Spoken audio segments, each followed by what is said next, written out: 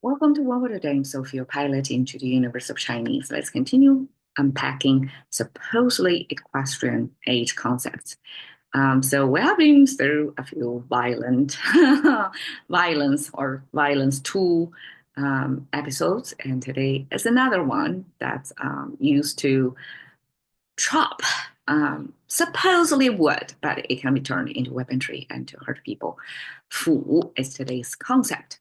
And again, simplified and traditional, they look the same, pronounced as a fu. And in 2000 years ago's script language, and you can see it kind of displayed differently. Even if the top, it does means fu. In contemporary, it's just symmetrical, right? With a cross with two sides.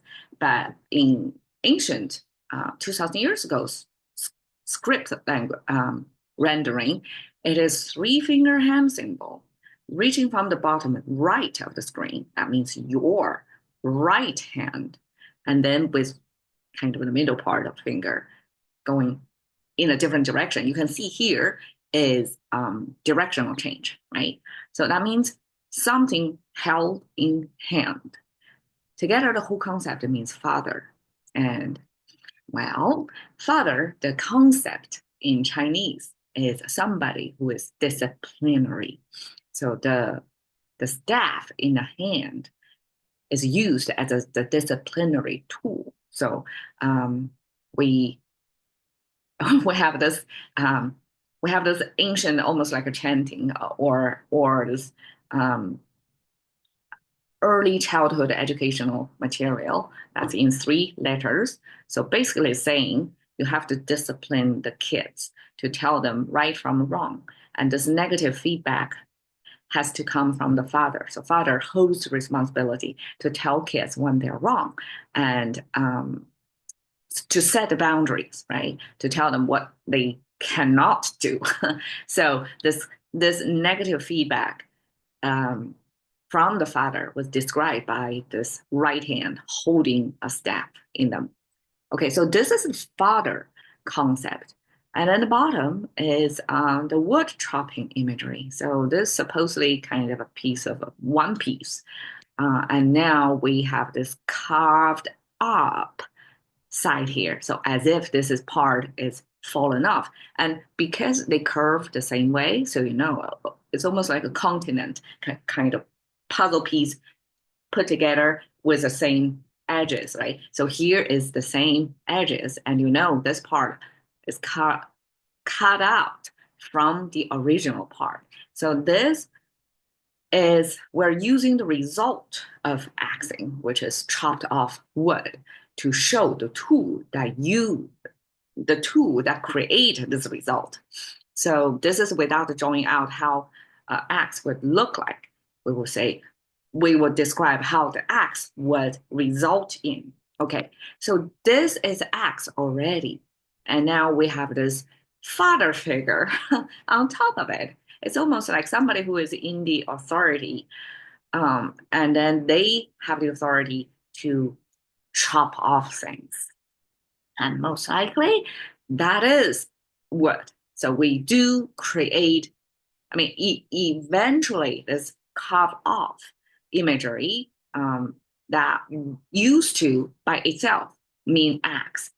And in later days, it means about a 50 gram of this weight unit.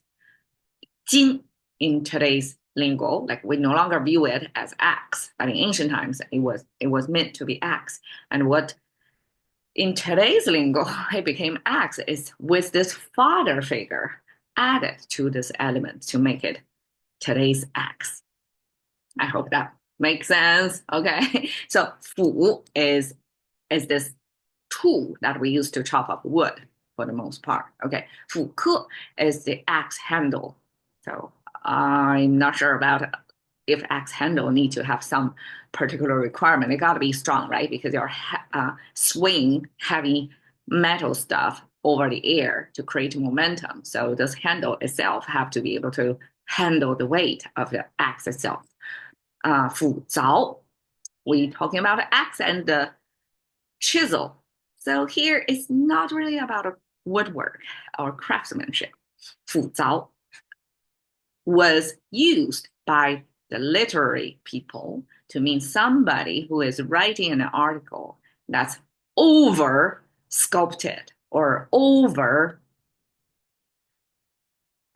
using too many adjectives or some sort of literature crime they committed. They axe and chisel too much into their meaning. So it's almost like the format and the content dynamic.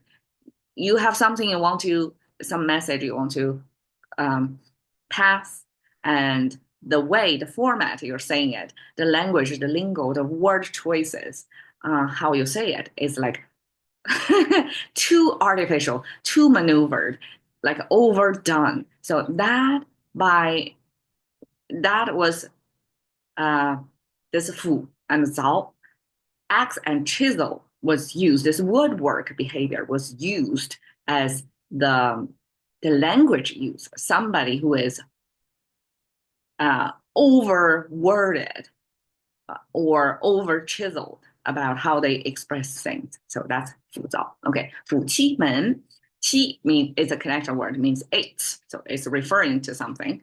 And 夫妻门, men is door, so access door. So I guess in ancient times, to break into somebody's property, instead of knocking on the door, if that door is blocked, and I guess axe was the choice tool to break the door so you can break into the place.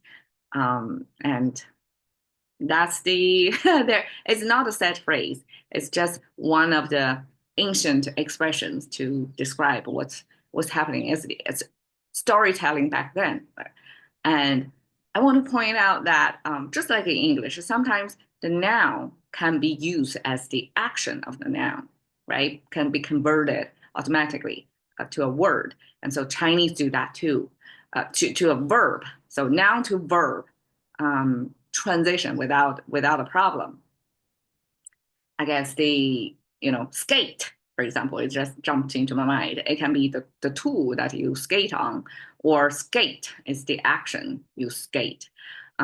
So just like that, axe here in this context, because it has this door after it, the object of the axe, that you would figure out in this context, this fu, even if it's talking about axe, we're actually talking about the behavior of the axe.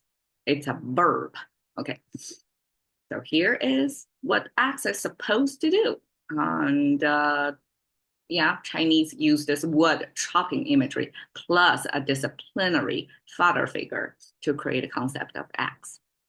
Thank you for your time. See you another day.